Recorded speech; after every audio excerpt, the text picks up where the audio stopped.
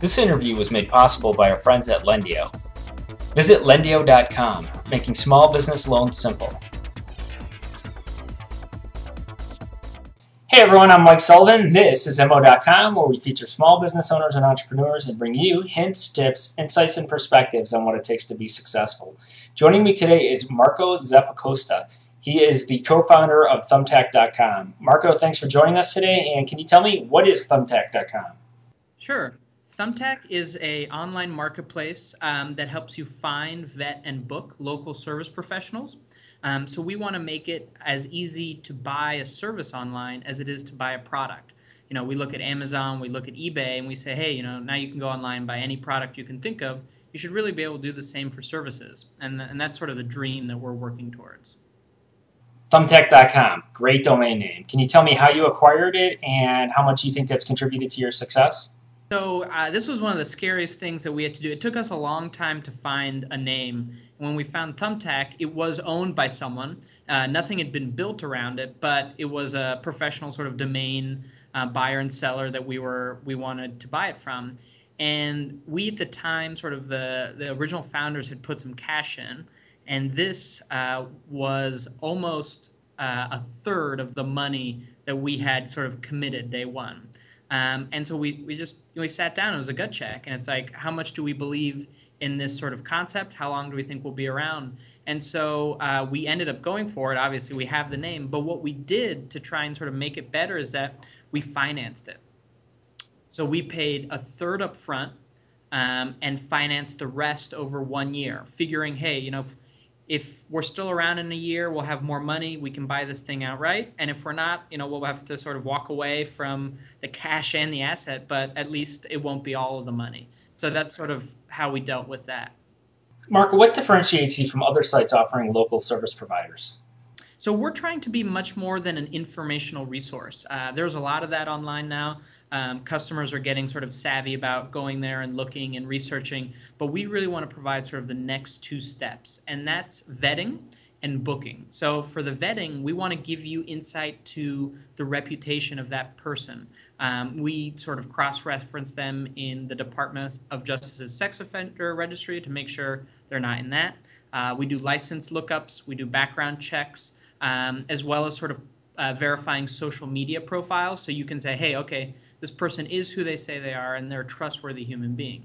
And then we actually want to help consumers with engaging with these merchants. I'm sure you've had the odd job around the house where you want to get quotes. You look in the yellow pages or online, you've got 10 people, you call them, some call you back, you got to keep track of who says what.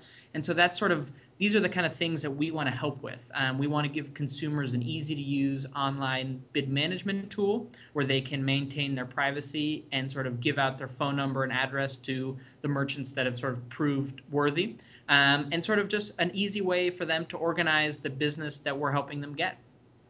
So that's really the next stage. Ultimately, we'd really love to help with the whole transaction, sort of invoicing and payments included, but that's sort of we're not quite there yet.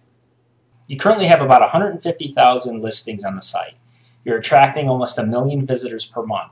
What do you attribute this to? How did you go about marketing the site? We have, as a marketplace, the classic chicken and the egg problem. What comes first? And so what we did is we went after the service professionals, the small businesses.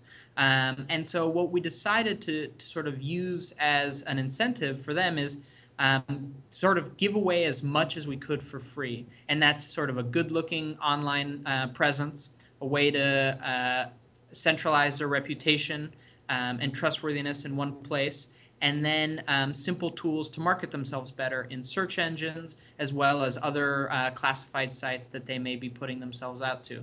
And the sort of the fancy word or phrase we came up with was network independent value. What could we give to these merchants day one that would attract them to the platform, even if we didn't have clients for them? And so that's how we started, and that's sort of really what we're still very focused on, because there's about 22 million of these people nationwide.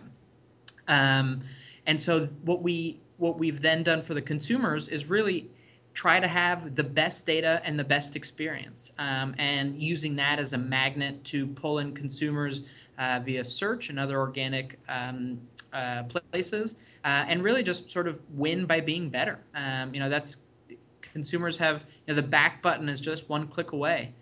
You just have to be better, and so that's what we're working towards. What have you found personally to be the most rewarding part of your entrepreneurial journey? The creative aspect and sort of building something that hasn't really been done before has been immensely fulfilling. I really sort of would not have expected the entrepreneurial journey to be as emotional as it is. There's a lot of up and downs, and it's often not easy. There's a lot of struggle and work to get through.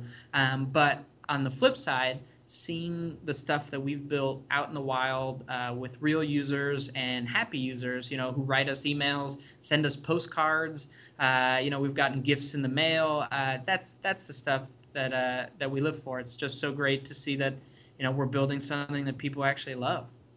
How difficult is it to take your idea from concept to reality? Can you kind of walk us through the high-level steps?